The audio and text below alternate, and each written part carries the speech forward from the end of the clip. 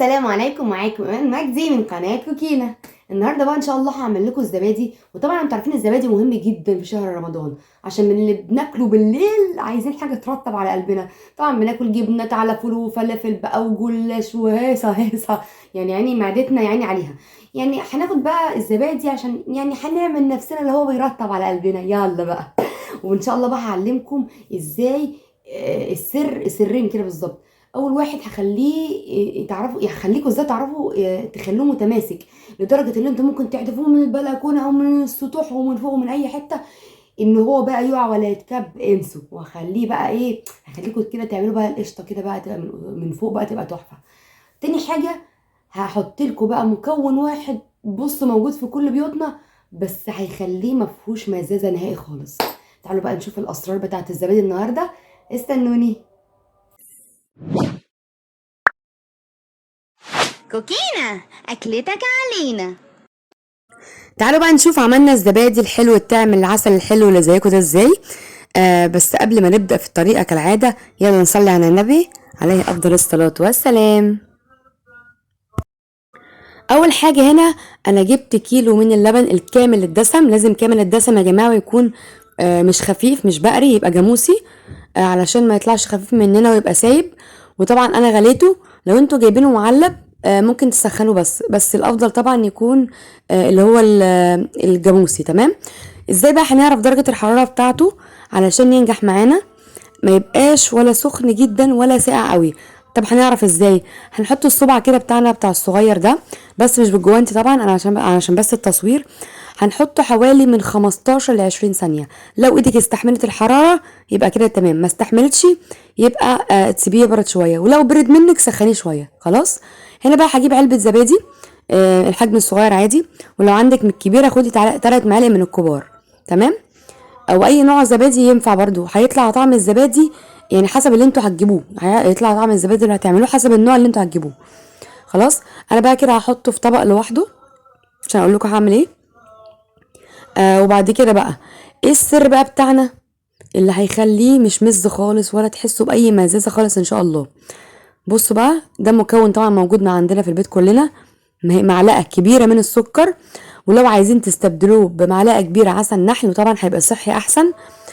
تمام. والسكر يعني بص، على كل كيلو لبن عليها معلقه سكر او معلقه عسل نحل كبيره. تمام. هنقلبها كده، وهناخد بقى شويه من اللبن اللي احنا راكنينه على جنب ده، عشان بس ندوبه كده على السريع، عشان عايزينه يدوب كله مع بعض. وده بتبقى اسمها الخميره بتاعتنا بقى اللي هتظبط معانا الزبادي كلها. خلاص. كده انا دوبته، وبعد كده حطيته مع اللبن وهقلبه بقى كويس جدا. هقلبه مثلا انا بص هقلبه بالمضرب. ممكن بقى لو عايزينه كريمي جدا جدا جدا ممكن تعملوه في الخلاط او الهاند بلندر، بس برضو بيبقى حلو كده برضو زي الفل، عشان هو بيبقى دافي يعني. بعد كده انا عندي طواجن اهو بالشكل ده، اصغر طاجن اللي هو بتاع زي ام علي، اصغر طاجن. وممكن برضو تحطوا في كوبايه القهوه دي او في برطمانات صغيره. انا كده كده عشان ما كانش هيكفي عندي الطاجن، فهكمل كمان في الكوبايات.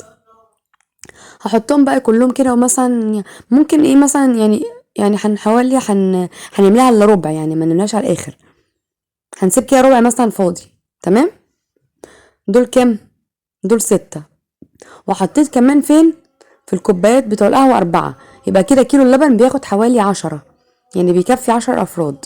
تمام. وكمان مليه على الآخر أهو، لكن ده زي بقى حاجة بستخلص منه. هنا بقى أنا حطيته في صينية أكبر عشان كنت عايزة أحطه كله مع بعضه.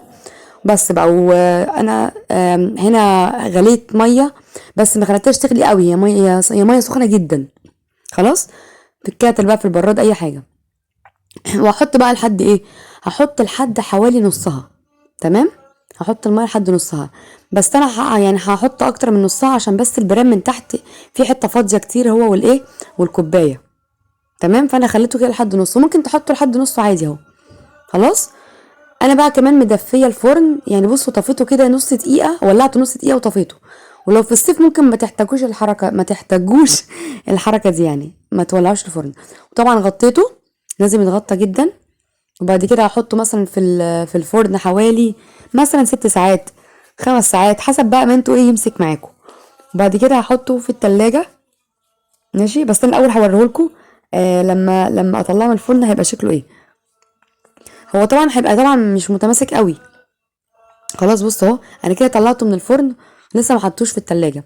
هوريكوا كده طاجن من قريب شويه، اللي هو مش ماسك، يعني ماسك نفسه بس. بص اهو، حتى بص هميله كده شويه اهو، سايب شويه بس ماسك نفسه، وابتدى خلاص ما شاء الله يعمل قشطه. هحطه بقى في التلاجة حوالي مثلا 4 ساعات، 3 ساعات، 5 ساعات براحتك.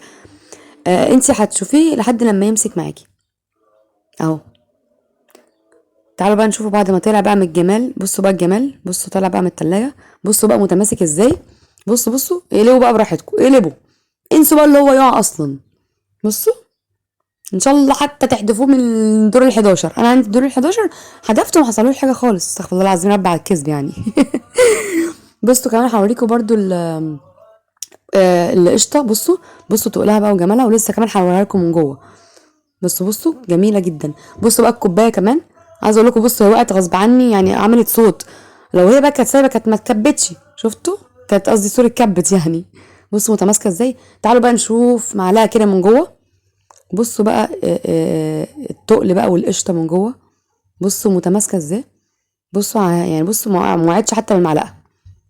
تحفه بجد يا جماعه، جربوها واعملوا كده التكات اللي انا قلت لكم عليها. لازم اللبن ما يكونش سخن قوي قوي ولا دافي قوي، وتحطوا معلقه السكر، واللبن يكون كامل الدسم، والقشطه بتاعته حلوه ويبقى تقيل.